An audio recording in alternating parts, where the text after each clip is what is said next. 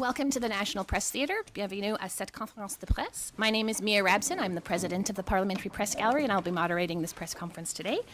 Hopefully, this is the first of many times the Prime Minister will join us in this room.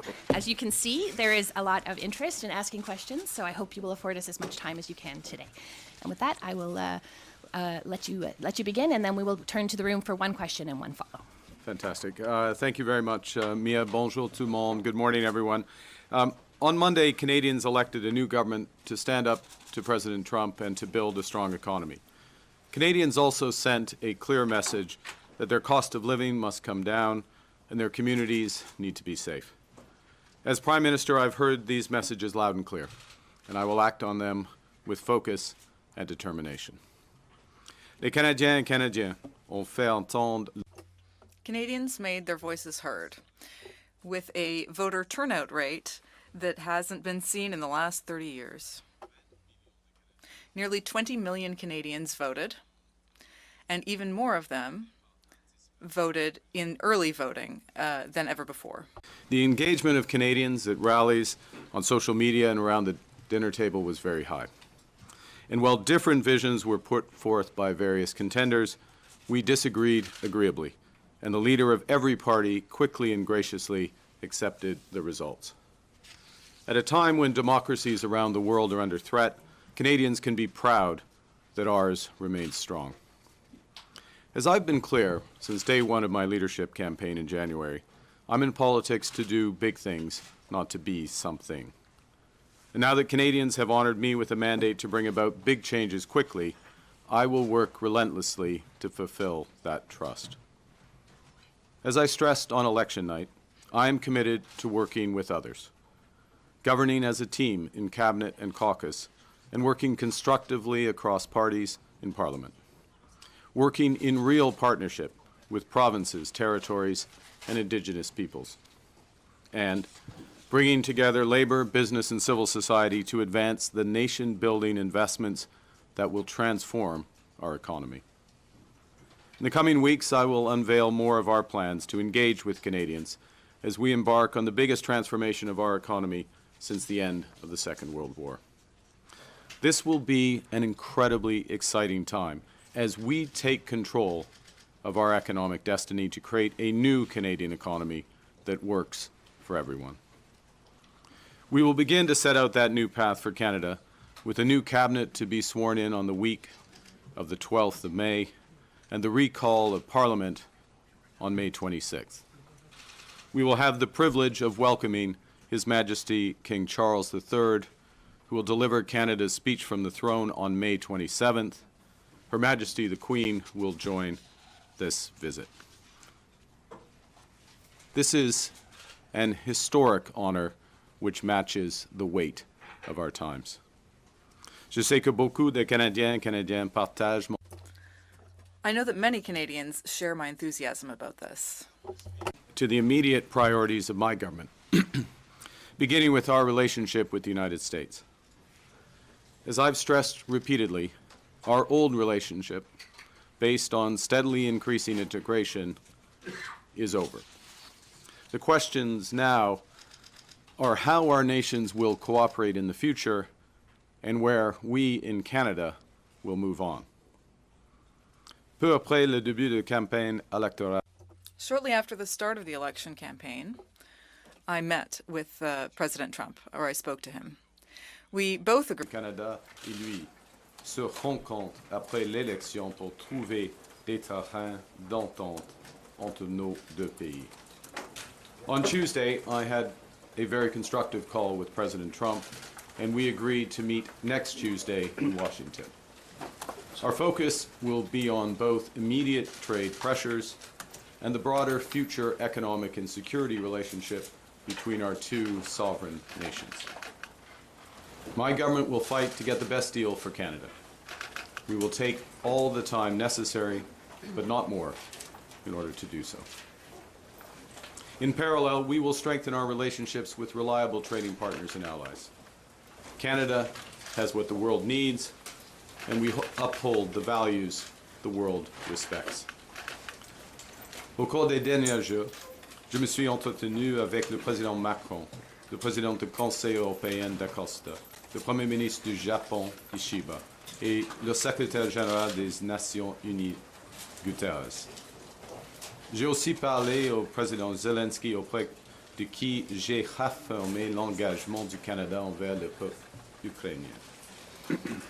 Dans les semaines et les mois à venir, je saisirai toutes les occasions d'échanger avec nos alliés et partenaires pour bâtir des relations renforcées, fondées sur des valeurs communes. Nous allons faire preuve de leadership à l'international. Nous aurons d'ailleurs l'occasion d'en faire la démonstration en juin, alors que le Canada présidera le sommet du G7. We will reinforce our strength here at home by building an economy that creates jobs, grows incomes, and withstands shocks. Pour y arriver, nous allons bâtir une seule économie canadienne au lieu de 13. D'ici la fête du Canada, mon gouvernement aura contribué à l'atteinte de cet objectif. We will remove federal barriers to internal trade by July 1st to help unleash the full potential of Canada. We will work with provinces, territories, and Indigenous groups to identify projects that are in the national interest, projects that will connect Canada, deepen our ties with the world, and grow our economy for generations. We'll make the Canadian government a catalyst for these projects, not an impediment. And we'll always be guided by our conviction that our economy is only strong when it serves everyone. That means bringing down costs for Canadians and helping them get ahead. So we will put more money in Canadians' pockets with the middle-class tax cut that will take effect by Canada Day, saving two-income families up to $825 a year. We will protect the programs that save families thousands of dollars a year, including pharmacare and $10 a day daycare. We will expand the Canadian Dental Care Plan to 8 million Canadians, saving the average family over $800 per visit. To lower costs for first-time homebuyers, we will cut GST on new homes at or under $1 million, allowing them to save up to $50,000, and we will lower the GST on homes between $1 million and $1.5 million. These tax measures will provide immediate relief, but they won't be sufficient to make housing affordable again. For that, we have to build. We will address failures in the housing market head-on, unleashing the power of public-private cooperation at a scale not seen in generations. We will slash development charges in half for all multi-unit housing. That's about $40,000 off the cost of a two-bedroom apartment in Toronto. And we will create an entirely new Canadian housing industry in modular and prefabricated housing using Canadian technology, Canadian skilled workers, and Canadian lumber. We will build houses faster, at lower costs, with a smaller environmental footprint in construction and greater efficiency once families move in. And to kickstart these efforts, we will create a new entity, Build Canada Homes, and provide $25 billion in financing to private developers.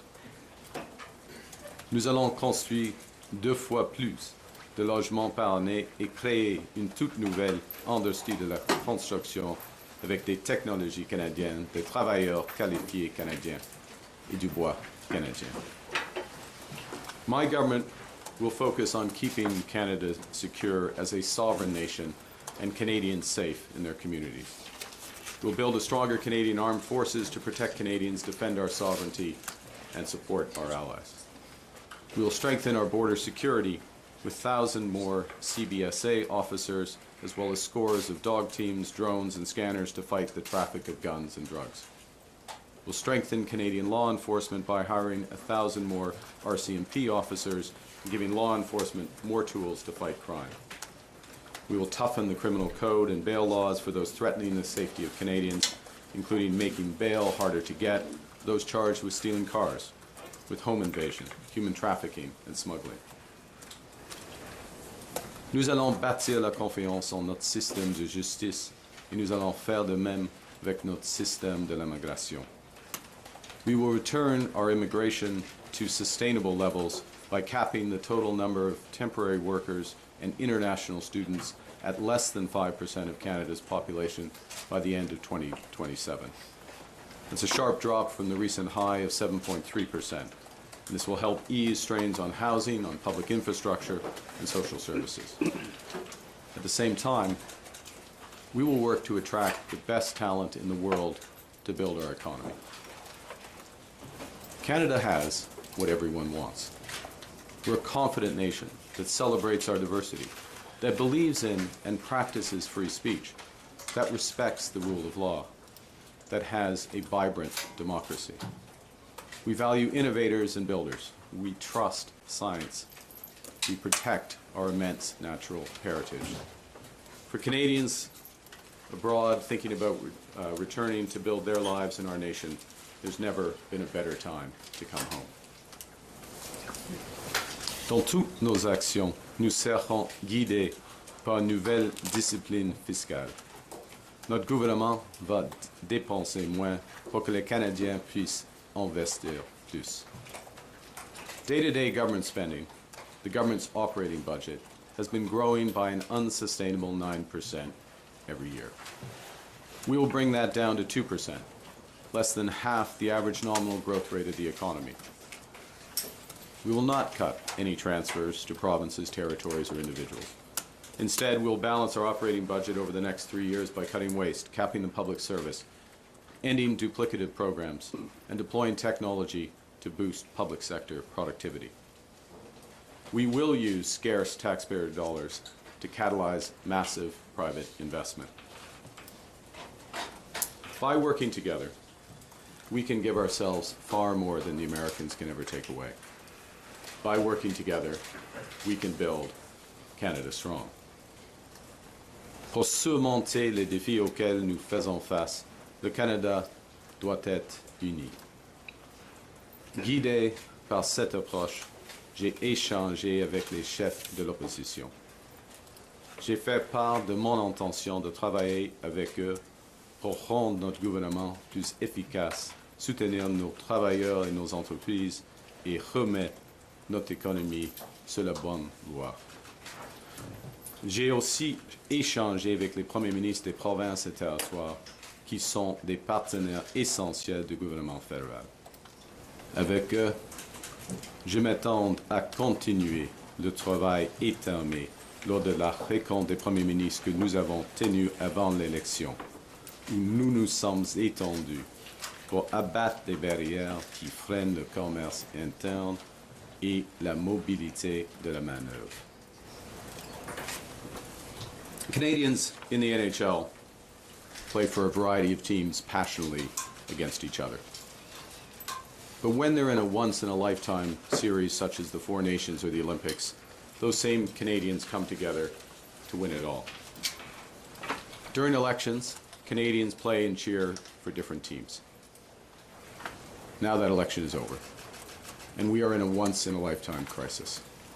It's time together, it's time to come together to put on our Team Canada sweaters and win big. Il est temps d'être unis. Unis, le Canada a accompli des choses difficiles, des choses qui semblaient impossibles.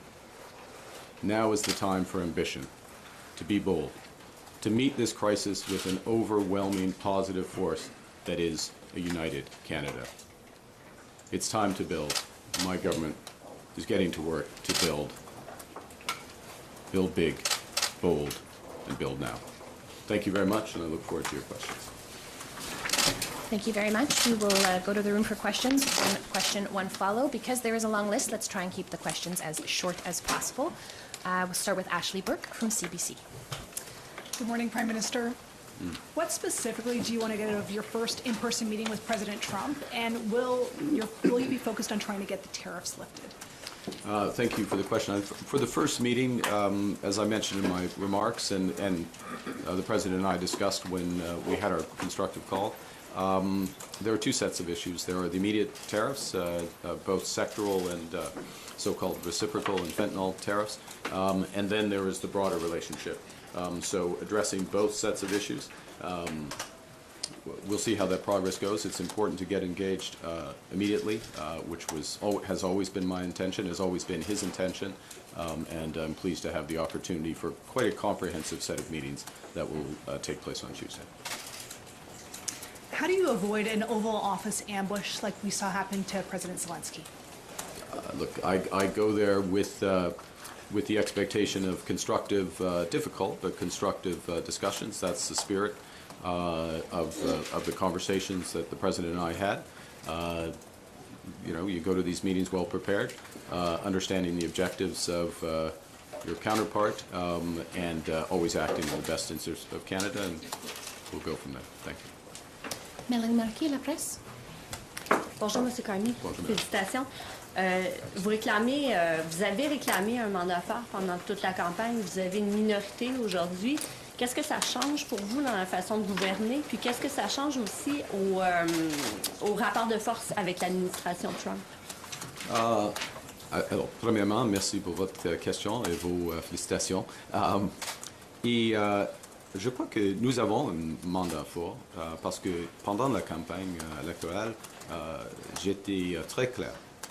Nos objectifs, c'est de faire face par rapport à les Américaines et d'avoir une stratégie économique avec de l'audace, des grands projets, une économie pas 13, des nouveaux partenariats à l'échelle internationale.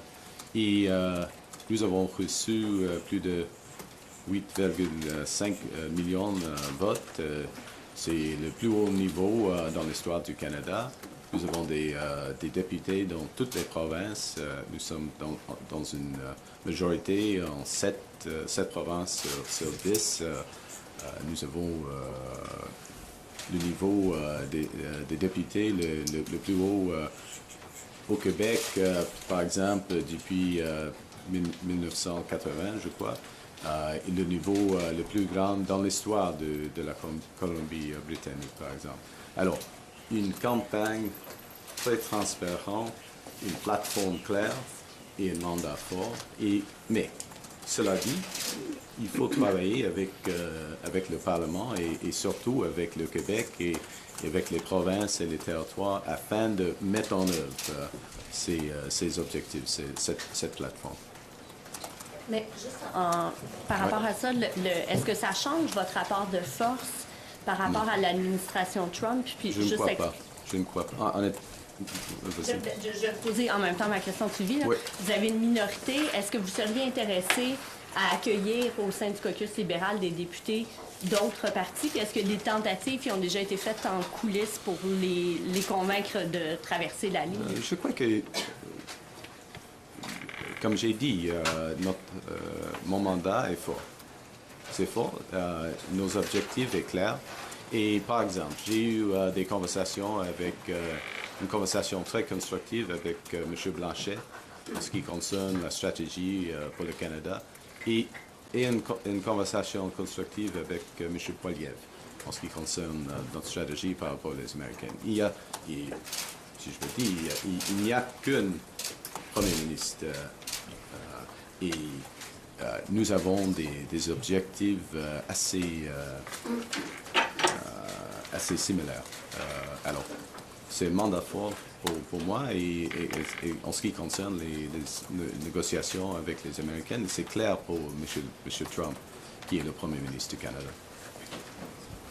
Alain Buzzetti, le compte Oui, de bonjour, Fiscal. M. Carney.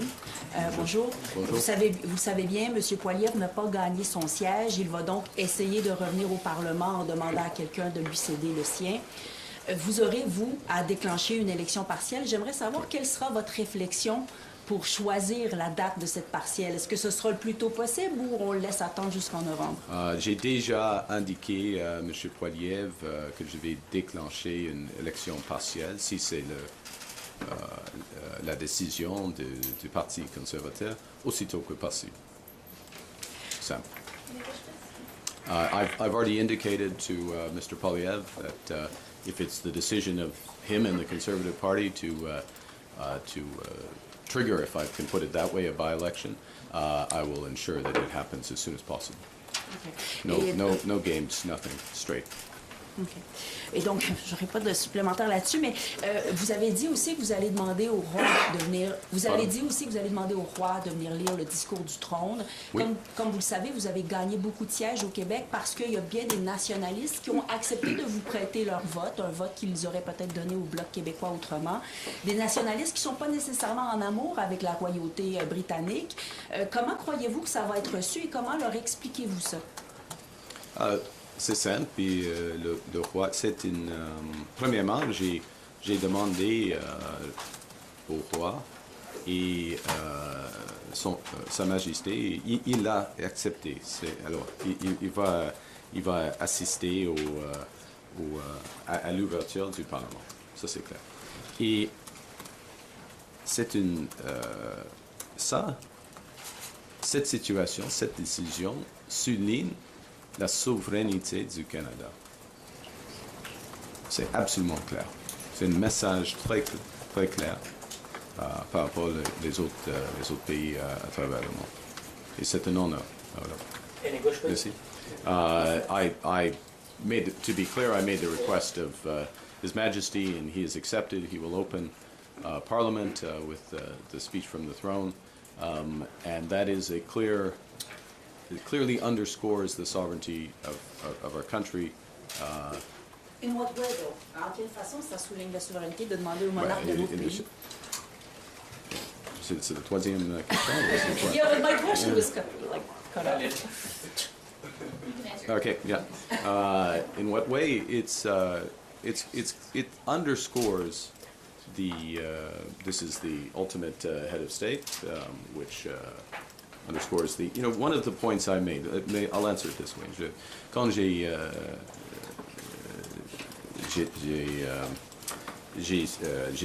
suis devenu le Premier ministre pour la première fois, j'ai mentionné il y a des peuples fondateurs du Canada, des peuples autochtones, des peuples français et des peuples anglais.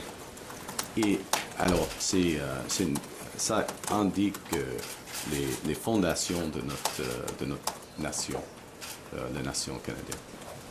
D'accord. Kenzie Gray, Global. Hi, Mr. Carney. In your second call with the President, did Mr. Trump outright say or insinuate at any point that Canada should become the 51st state? He did not.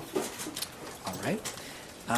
We've heard Mr. Trump on April 23rd and his surrogates throughout the final days of the campaign reiterate the idea that they believe Canada should become the 51st state. On the campaign trail, you said on multiple occasions that respect for Canada would be one of the key things in terms of having a meeting with him. Do you think over the past few days we have seen respect for Canada from the Trump administration? Look, I would... it's always important to distinguish want from reality. La volonté et la réalité, right? What someone wants and what is reality, and what the Canadian people clearly have stated, virtually without exception, is this will never ever happen. And if any of the leaders of the party and their representatives would attest to that, I think the votes attest to it. I think the public dialogue attests to it as well. We are, we're meeting as heads of our government. To discuss that partnership. Now, I'm not pretending those discussions will be easy, or they won't proceed in a straight line. There will be zigs and zags, ups and downs. But as I said in my remarks, I will fight for the best deal for Canada, and only accept the best deal for Canada, and take as much time as necessary. Davis Labrie, iPolitics. Hi, thanks for taking our questions. Just one from me to try and squeeze some more reporters in. But to my colleague's point, the White House's public position has continued to be that Canada should be the 51st state. You yourself have said that Donald Trump is trying to break Canada. Considering all that, how can you expect good faith negotiations when you travel to Washington next week? Look, I think first I've had the direct conversation with him on whatever day it was, Tuesday I guess it was, a couple of days ago. And we agreed to have those negotiations. Very clear discussion between us, as I said, very constructive.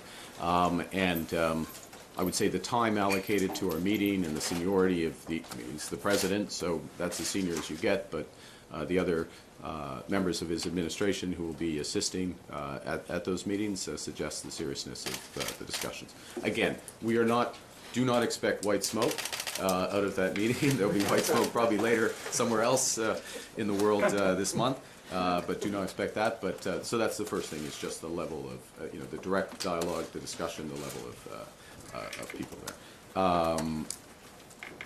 The second point, I'll make it quickly, and thank you for restricting the question so others can get in, is that he respects, as others who are good negotiators, and he's one of the best negotiators, they respect strength. That's why we're building Canada Strong. There's lots of reasons to build Canada Strong, but the point is, and I will make this point repeatedly, we have more than enough to do here at home. That point about we can give ourselves more than the Americans can take away is absolutely right. We can have a bigger boost to our economy, to incomes, to jobs, by focusing on building one Canadian economy, by building these nation-building projects, by focusing on getting productivity up, by reducing government waste, by driving investment in this country. And so that is a good in and of itself. We're going to focus on that while we have these negotiations with the Americans. And if the negotiations with the Americans take longer, so be it.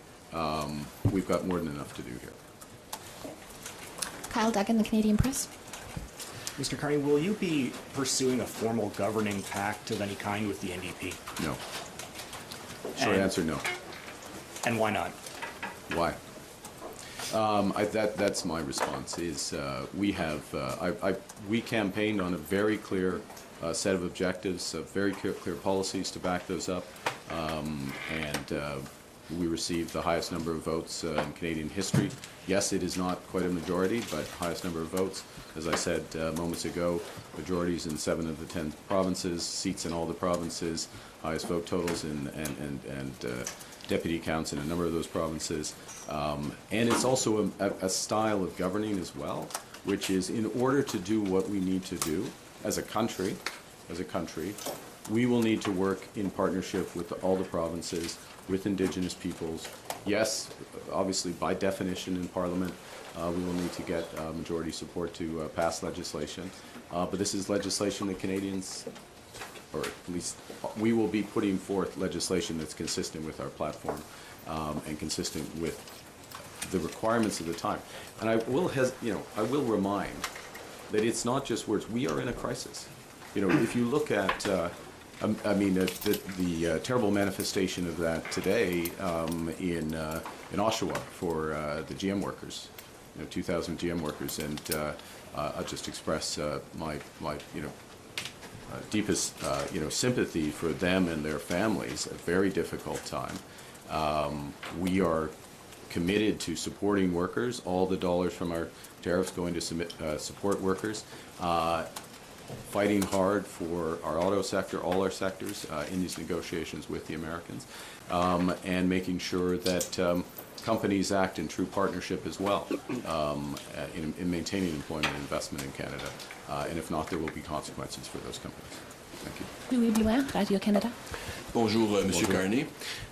Est-ce que, dans votre vision des négociations qui s'en viennent avec Monsieur Trump, d'après vous, est-ce qu'il faut que les tarifs américains soient levés avant que vous commenciez à négocier un accord économique global avec lui?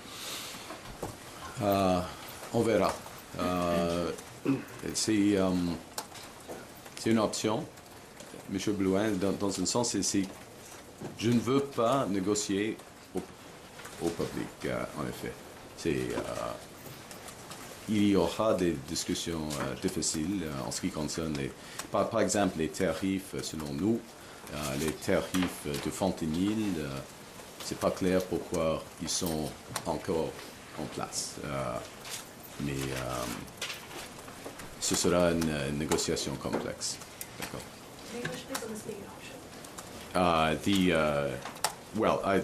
The essence of my answer was I don't want to negotiate in public, so I'm not sure I need to add the other words that were around it.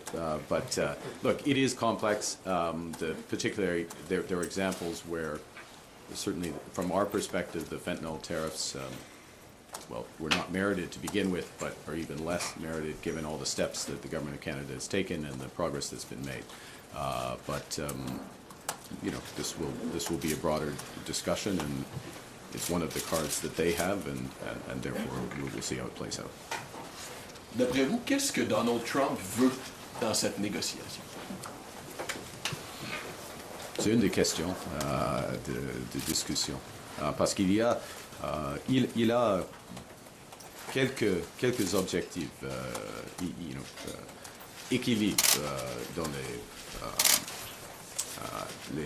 la balance commerciale, premièrement, l'arrêt de fentanyl, deuxièmement, et puis l'augmentation des dépenses militaires, troisièmement, et puis mais les objectifs américains changent de temps en temps. Il y a une volatilité des objectifs américains. Alors, mais pour nous, c'est une question d'avoir un accord gagnant-gagnant avec eux dans un monde qui devient plus divisé et dangereux. Et alors, il y a des secteurs stratégiques pour les Américains et le Canada. Et une des questions, c'est, OK, est-ce qu'on va coopérer dans ces secteurs, y compris, par exemple, les minéraux critiques, le secteur automobile, l'aluminium. Il y a des exemples, dans l'énergie, par exemple, où est-ce qu'on va diviser le marché dans l'Amérique du Nord? C'est pas clair. C'est pas un bon choix, la deuxième, ça c'est clair. Mais s'il veut, le Canada a d'autres options. Ça c'est clair. Ça c'est clair. We'll have time for one more very fast question. Catherine Levesque from the National Post. Okay, I'll try to make it two very fast. That's the spirit, Catherine. That'll get me coming back. Your party picked up seats across the country but lost a few seats in Ontario. Why do you think that is, and did those seats cost you your majority? Well, I think arithmetically, yes, but we could pick other, other seats that went various ways. We'll reflect on that. I think as I said at the top, what I take as the Canadians voted for many reasons in different circumstances. First and foremost, what we've been talking about most of this time, standing up to the Americans, getting the best deal for Canada, that's there. Relatedly, a strong economy that works for everyone. But also, clearly, affordability issues. We had a big focus on affordability, security, and safety. That's what we take. That's what we take as, maybe I should say personally, I take as the mandate that the focus of this government should be on those issues. As you know, to govern is to choose. You have to decide where you're going to focus. And I'm signaling, and of course there will be a speech from the throne and subsequent communications, but I'm signaling clearly where that focus is. And can we expect your cabinet to be larger than your previous one, and will François-Philippe Champagne remain as finance minister? Did he ask you that? Now we know your sources. Yeah. We will look. I committed to an efficient cabinet, a focused cabinet, cabinet with parity, gender parity, and we'll work towards it. Those final decisions haven't been made, so Monsieur Champagne doit. He will have to wait. Thank you very much. I think we have to respect the president of the. We have to respect the. I am truly sorry, but the Prime Minister does have to go. Yeah, bien sûr, of course. We'll remember that. That's fine. Next week. Can you pass me